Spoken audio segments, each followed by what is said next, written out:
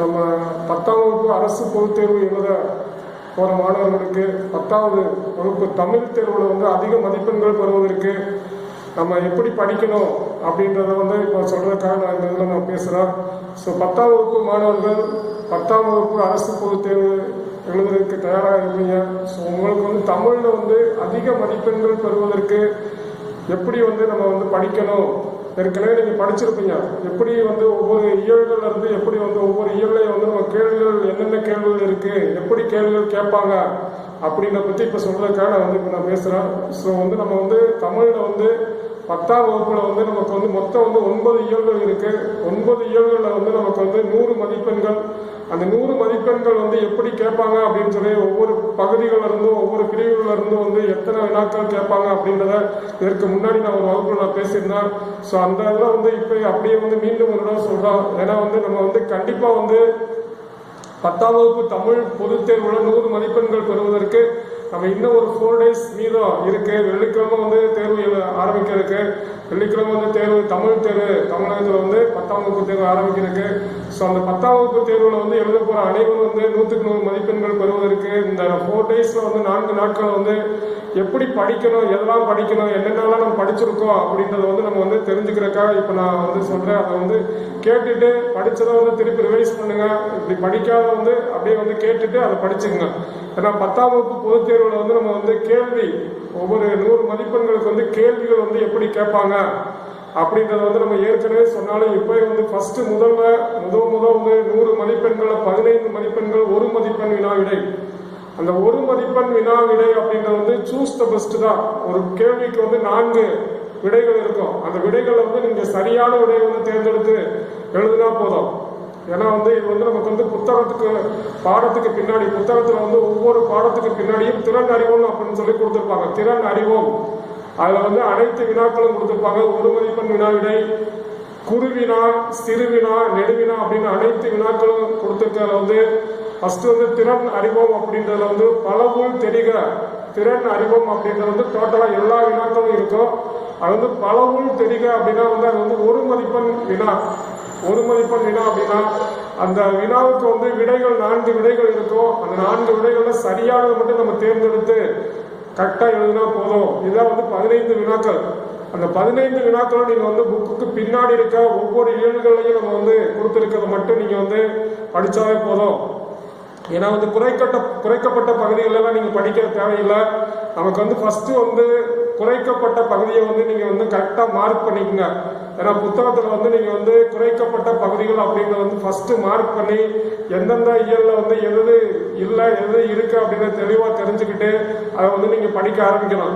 So அதுலதான் வந்து நம்ம வந்து அதுலயும் வந்து நம்ம வந்து இந்த திறன் அறிவோம் அதுலயும் வந்து நிறைய வினாக்கள் வந்து குறைக்கப்பட்டுள்ளது. அதை நீங்க ஃபர்ஸ்ட் வந்து தெளிவா வந்து பார்த்து அதை வந்து நீங்க குறிச்சு வச்சுட்டு அதை படிச்சீங்க அப்படின்னாவே நீங்க வந்து நல்ல மதிப்பெண்கள் பெறலாம். ஸோ அதுல வந்து இந்த திறன் அறிவோம் அதுல வந்து பலவுள் தெரிக அப்படின்றது வந்து நமக்கு வந்து 1 மதிப்பெண் வினாவிடை. அப்புறம் வந்து குறுவினா அப்படின்னா 2 மதிப்பெண்கள் வினாவிடை. அதே மாதிரி வந்து சிறுவினா அப்படின்னா வந்து 3 மதிப்பெண் வினாவிடை. நெடுவினா அப்படின்னா வந்து நமக்கு வந்து செயல் பகுதியில் வந்து 5 மதிப்பெண் வினாவிடை. உரைநடையில வந்து 8 மதிப்பெண் வினாவிடை.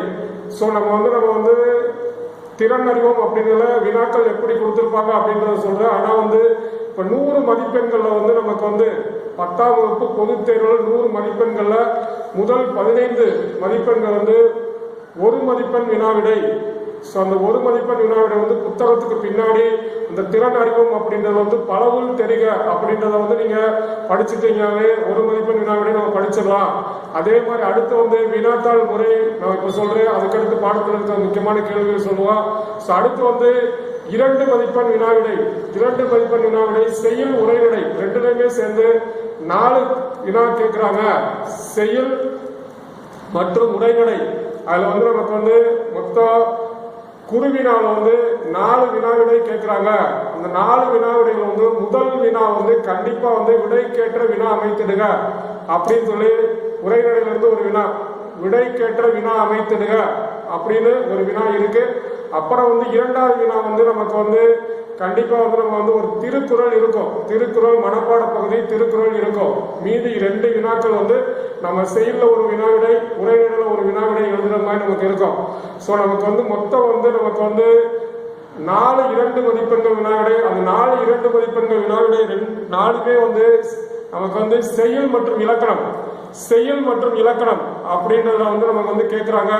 அதுல வந்து நமக்கு வந்து ஒரு மதிப்பெண், அதாவது ஒரு வினா வந்து நம்ம வந்து கண்டிப்பா வந்து விடைக்கேற்ற வினா அமைத்திடுங்க. அதே மாதிரி ஒரு வினா வந்து மனப்பாட பகுதி. ஸோ 2 வினா வந்து நமக்கு வந்து ஈஸியா எழுதிடலாம். ஏன்னா விடைக்கேற்ற வினா அமைத்துட்டு அப்படியே கீழே இருக்க பார்த்து ஆன்சர் எழுதுது. அதே மாதிரி வந்து திருக்குறளும் எழுதிடலாம். மீதி 2 வினா தான் நம்ம வந்து படிக்க வேண்டியது இருக்கு. ஸோ வந்து குறு வினாவில் வந்து நம்ம எழுதக்கூடிய வினாக்கள் வந்து மொத்தம் 4ல வந்து 2 தான் படிக்க வேண்டியது இருக்கு. ஆனா மனப்பாட பாடல் படிச்சுட்டோம் அப்படின்னா நம்ம 2 வினாக்கள் தான் எழுத வேண்டியது இருக்கு. அதே மாதிரி அடுத்து, ஏன்னா ஃபர்ஸ்ட் வந்து நம்ம வந்து 15 1, அடுத்து 4 2 மதிப்பெண் 15, அதாவது நமக்கு 4 × 2 8, 15 8 23 மார்க்கு. அடுத்துதான் 3வது பகுதி. 3வது பகுதி 5 2 மதிப்பெண்கள் வினாவிடை.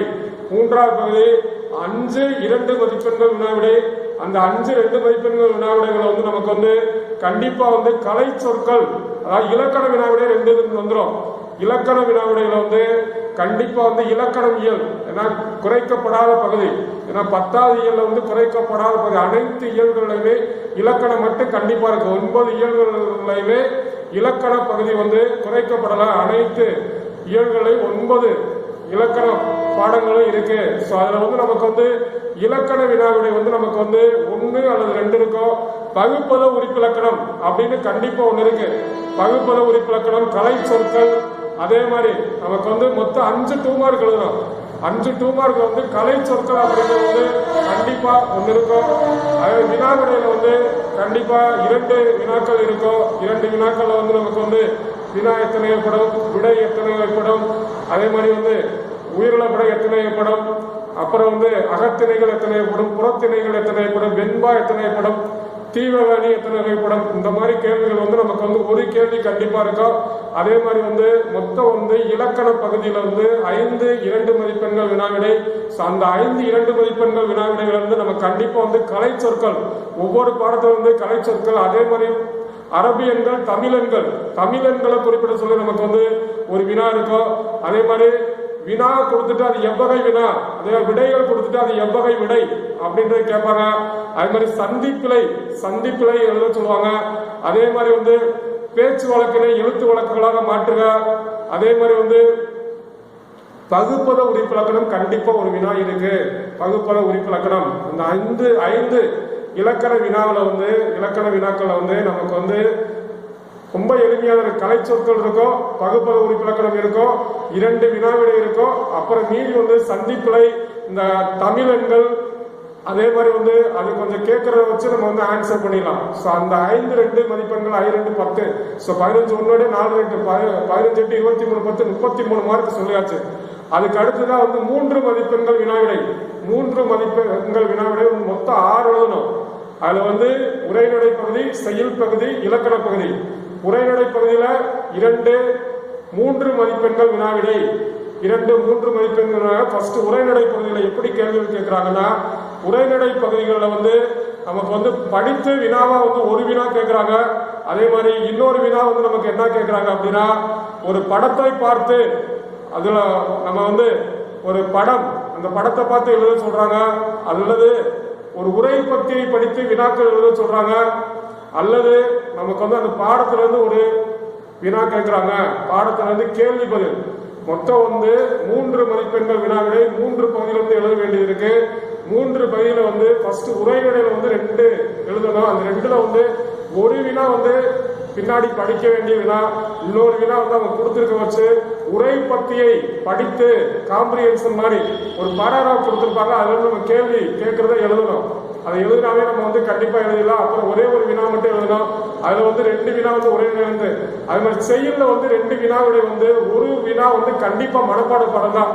ஒரு வினா கண்டிப்பா மனப்பாட பாடம் தான். ஸோ அந்த மனப்பாட பாடம் வந்து நம்ம வந்து படிச்சிருக்கணும். எல்லாமே படிச்சுங்க. அப்ப இன்னொரு வினா வந்து நமக்கு வந்து உவமை சுட்டும் செய்திகள் எழுது அல்லது இடம் சொட்டி பொருள் வழக்கம் தருக.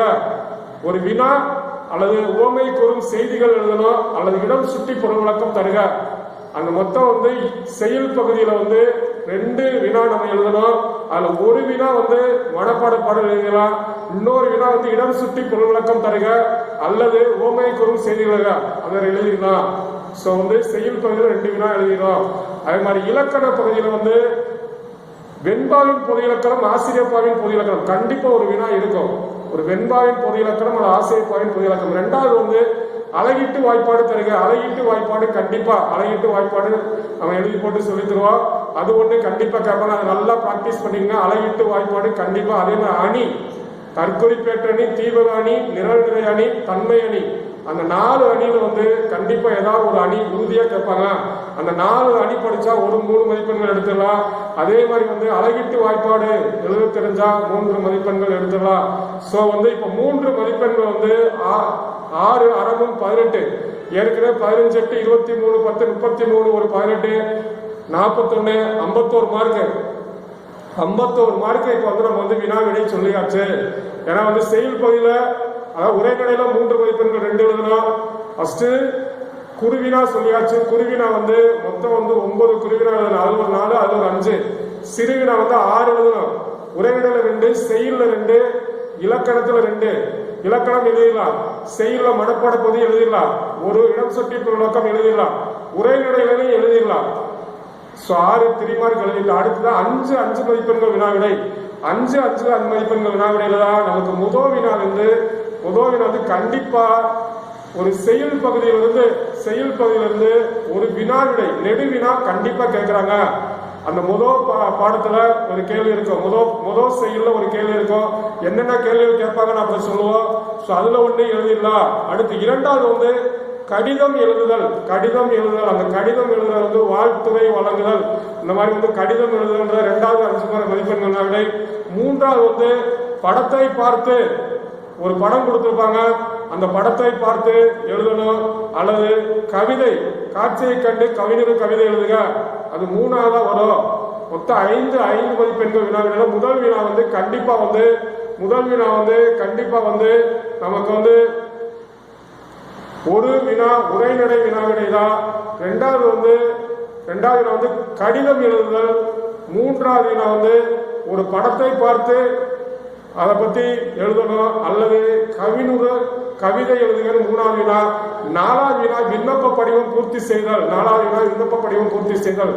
5வது வினா கண்டிப்பா வந்து நமக்கு வந்து ஏதாவது நம்மளா சொந்தமா எழுதுற மாதிரி பள்ளியிலும் வீட்டிலும் நீங்கள் செய்யக்கூடிய செயல்களை பற்றி 3 தொடர்கள் எழுத சொல்லுவாங்க.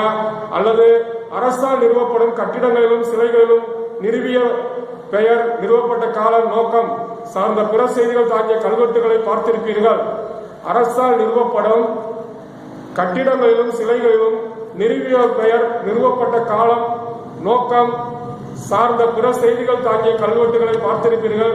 இவை போன்று நீங்கள் கண்ட பல்வேறு பழமையான நினைவு சின்னங்களை பாதுகாத்து பராமரித்து காக்கும் வழிமுறைகள் 5 பட்டியலிடுக. சோ இந்த மாதிரி பழமையான நினைவு சின்னங்களை பாதுகாத்து பராமரித்து காக்கும் வழிமுறைகள் 5 பட்டியல் உங்களோட சொந்த நடையில எழுதுற மாதிரி தான் இருக்கும். உங்களோட சொந்த நடை. ஏன்னா அந்த பழைய காலத்து அந்த கல்வெட்டுகள், பழைய காலத்து நினைவு சின்னங்கள், பழமையான பொக்கிஷங்கள், நமக்கு வந்து பாதுகாக்கப்பட வேண்டிய நினைவு சின்னங்களை வந்து நம்ம எப்படி பாதுகாக்கணும், பராமரிக்கணும் அப்படின்றதுக்கு வழிமுறைகள் வந்து ஏதாவது 5 பட்டியலிடுக. அது வந்து உங்களோட சொந்த நிலையில என்னென்ன எழுதணும் அப்படின்றத வந்து நம்ம எழுதணும். சோ இந்த மாதிரி வந்து ஒரு 5 மதிப்பெண்கள் வினாவிடை கண்டிப்பா வந்து நம்ம வந்து எழுதிடலாம். ஒரே ஒரு வினாவிடை தான் பாடத்துல இருந்து படிச்சு எழுதுற மாதிரி இருக்கும். அடுத்து கடிதம் எழுதுதல், அடுத்து 3வது கவிதை எழுதுதல் அல்லது படத்தை பார்த்து செய்திகள் எழுதுதல், 4வது வந்து விண்ணப்ப படிவம் பூர்த்தி செய்தல், 5வது வந்து நம்ம சொந்த நடையில் எழுதுதல். ஸோ 5 மதிப்பெண்கள் எழுதலாம். ஸோ 5 25, 51 25 76 மார்க் எடுத்துட்டோம். அடுத்ததான் வந்து மீது 24 மார்க்கு 3 8 மதிப்பெண்கள் வினாவிடை. அந்த 3 8 மதிப்பெண்கள் வினாவிடையில ஒரு வினா வந்து கண்டிப்பா வந்து உரைநடையில வந்து நமக்கு 8 மதிப்பெண் வினாவிடை.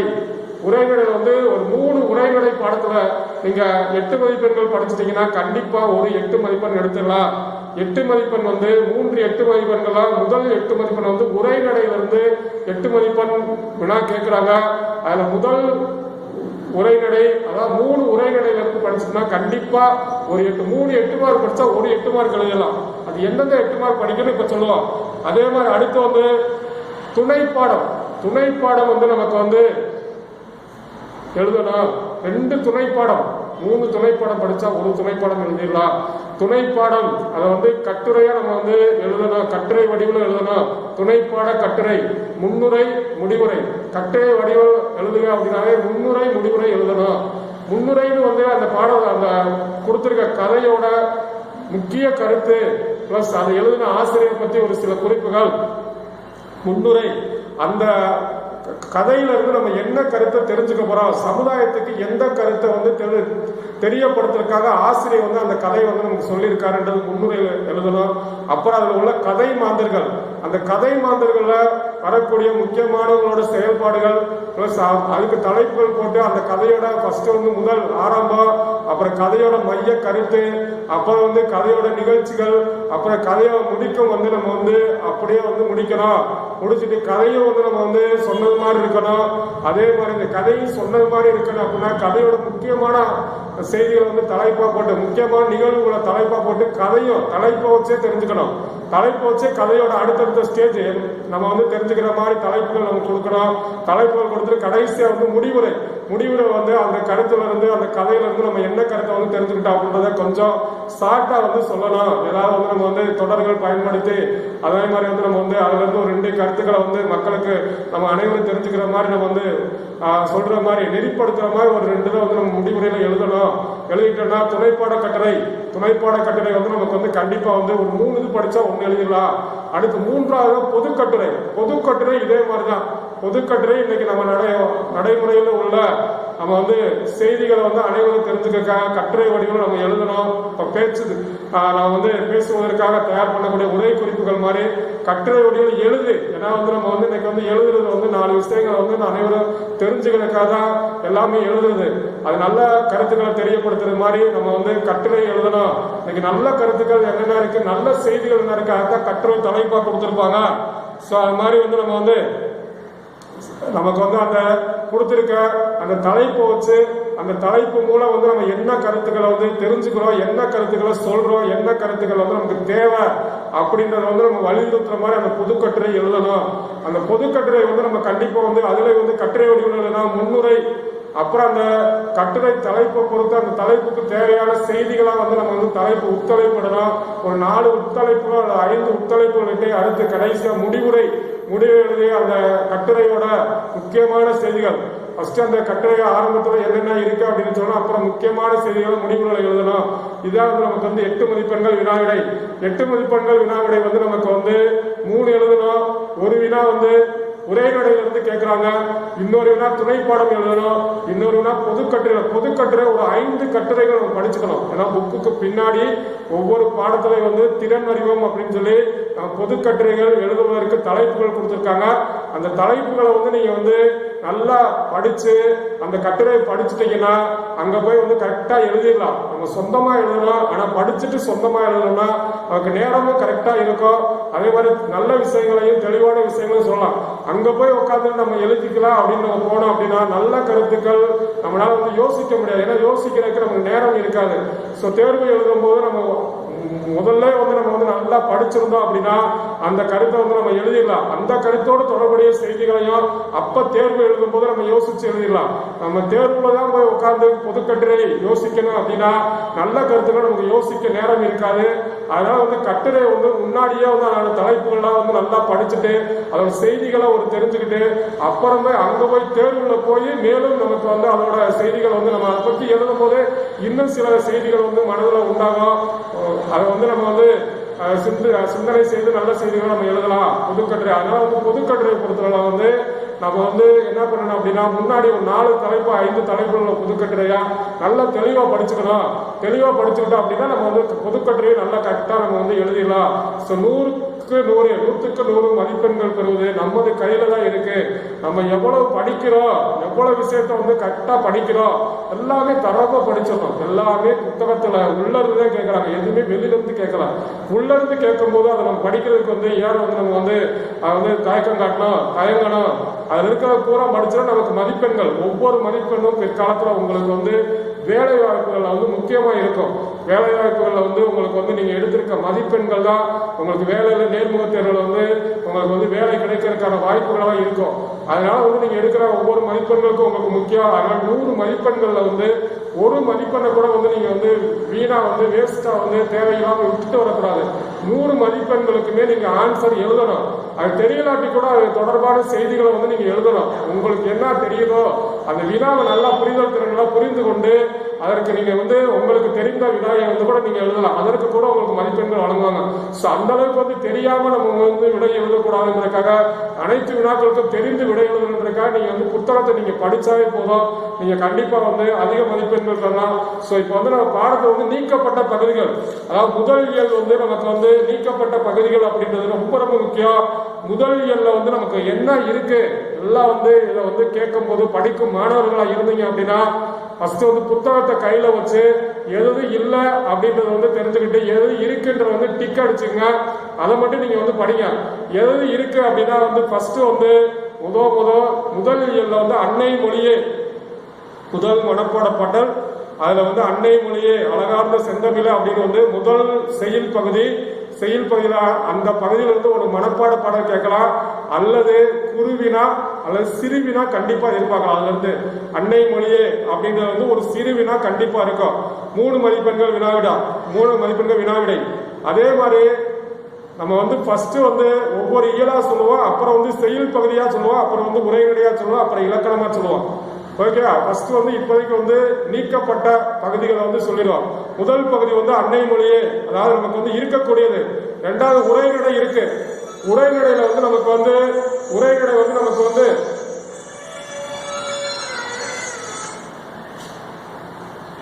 உரைநடை வந்து நமக்கு இருக்கு. உரைநடை வந்து நமக்கு வந்து ஃபுல் அண்ட் ஃபுல்லா வந்து நமக்கு வந்து முதல் பாடத்துல வந்து உரைநடை தமிழ் சொல்வளம். அதே மாதிரி இலக்கண பகுதி அனைத்து இயல்களுமே இருக்குன்னு சொல்லியாச்சு. முதல் இயல்ல வந்து அன்னை மொழியே இருக்கு, உரைநடை உலகம் தமிழ் சொல்வளம் இருக்கு, அதே மாதிரி இலக்கணம் இருக்கு. 2வது இயல்ல வந்து 2 மட்டும்தான் இருக்கு, மற்றதெல்லாம் இல்ல. அதுல 2வது இயல்ல வந்து ஒரே ஒரு செயல் பகுதி காற்றைவா இலக்கணம், அவ்வளவுதான். 2வது இயல்ல வந்து 2 தான் இருக்கு, இலக்கணம் இருக்கு, ஒரே ஒரு செயல் பகுதியில காற்றைவா அது மட்டும்தான் இருக்கு.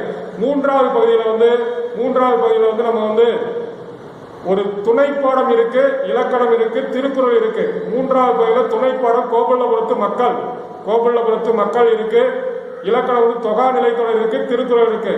4ஆம் இயல்ல வந்து நமக்கு வந்து ஒரே ஒரு செயல் பகுதி பெருமாள் திருமொழி மற்றும் இலக்கணம் மட்டும்தான் இருக்கு. 4வது இயல்லையும் அதாவது நமக்கு வந்து ஒரே ஒரு செயல் பகுதி பெருமாள் திருமொழி இலக்கணம் மட்டும்தான் இருக்கு, வேற உரைநடை துணைப்பாடம் இல்ல.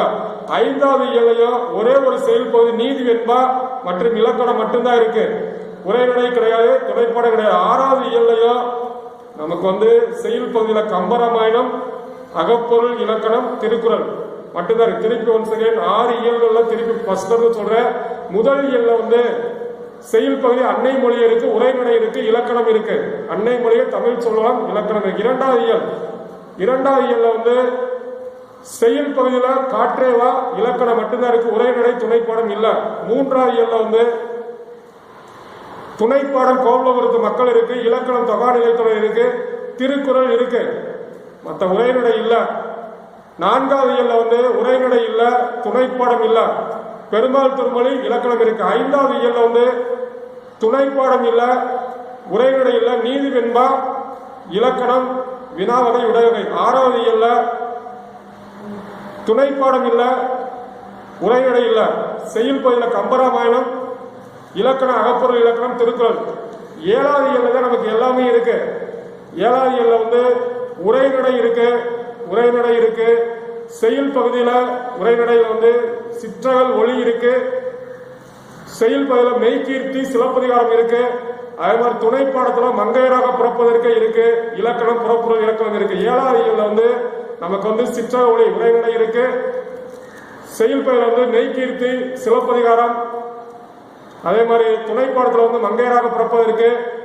அதே மாதிரி இலக்கணம் வந்து புறப்பொருள் இலக்கணம் இருக்கு. எட்டாவது இயல் வந்து உரைநடையில வந்து சங்க இலக்கியத்தில் அறம் இருக்கு. செயல் பெயர்ல கால கணிதம் இருக்கு. துணைப்பாடம் ராமானுஜர் இருக்கு, ராமானுஜர் நாடகம். அதே மாதிரி இலக்கணம் இருக்கு. ஒன்பதாவது இயல்ல வந்து உரைநடை ஜெயகாந்தம் இருக்கு, செய்யுள் தேம்பாவணி இருக்கு. அதே துணைப்பாடம் ஒருவன் இருக்கிறான். ஏழாவது இயல்ல துணைப்பாடம் இருக்கு, எட்டாவது இயல்ல துணைப்பாடம் இருக்கு, ஒன்பதாவது இயல்ல துணைப்பாடம் இருக்கு. துணைப்பாடம் வந்து மொத்தம் 4 துணைப்பாடம் கொடுத்திருக்காங்க.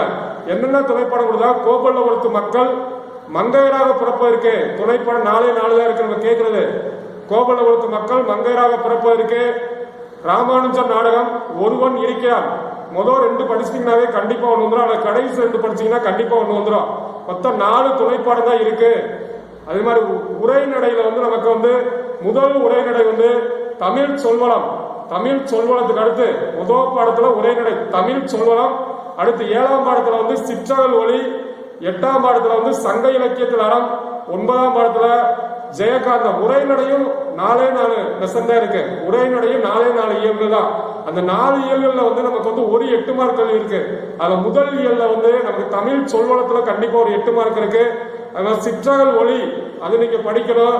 அல்லது சங்க இலக்கியத்தில் அறம், இந்த தமிழ் சொல்வளமும் சங்க இலக்கியத்தில் அறம், அந்த 2 8 மார்க் நீங்க படிச்சுட்டீங்க அப்படின்னாவே 2 8 மார்க் நீங்க படிச்சுட்டீங்க அப்படின்னா கண்டிப்பா வந்து ஒரு 8 மார்க் நீங்க வந்து ஒரு 8 மார்க் எழுதிடலாம்.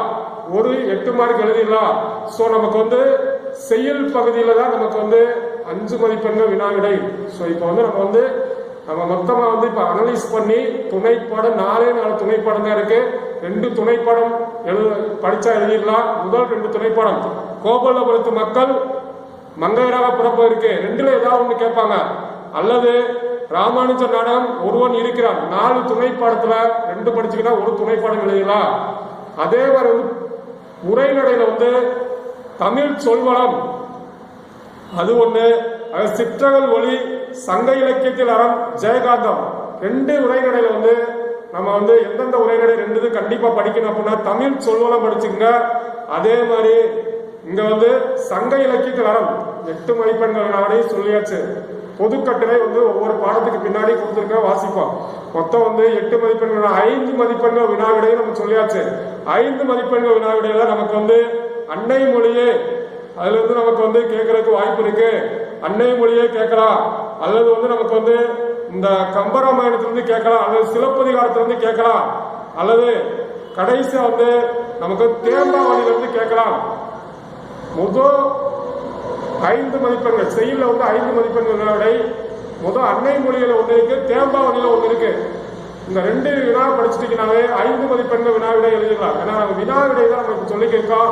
வினாவிடை வந்து நமக்கு வந்து முதல்ல வந்து அன்னை மொழியில இருக்கக்கூடிய ஒரு 5 மதிப்பெண் வினாவிடை. அதே மாதிரி தேம்பாவணியில இருக்க ஒரு வினா படிச்சுட்டீங்கன்னா கண்டிப்பா எழுதிடலாம். அது போக நீங்க எது படிக்கணும்னா கம்பராமாயணத்தில் உள்ள 5 மதிப்பெண் வினாவிடை, சிலப்பதிகாரத்தில் உள்ள 5 மதிப்பெண் வினாவிடை, அது மொத்தம் 4 வினாவிடை படிச்சாச்சுன்னா நம்ம கண்டிப்பா வந்து 5 மதிப்பெண் வினா. ஏன்னா 5 மதிப்பெண் வினாவிடை வந்து நம்ம ஒண்ணுதான் எழுத போறோம்.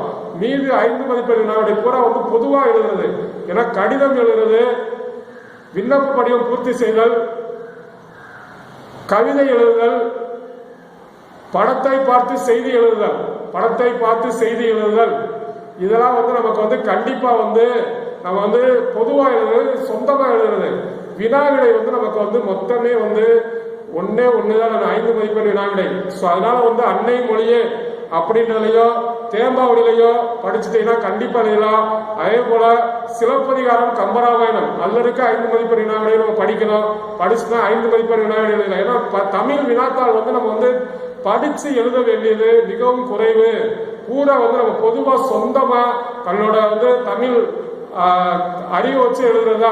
அதனால கொஸ்டினை பார்த்து புரிஞ்சாவே நம்ம வந்து அதை பத்தி எழுதலாம். ஏன்னா ஒரு படத்தை பார்த்து எழுதணும், கவிதை எழுதணும், கடிதம் எழுதுறத நம்ம பயிற்சி செய்யணும்.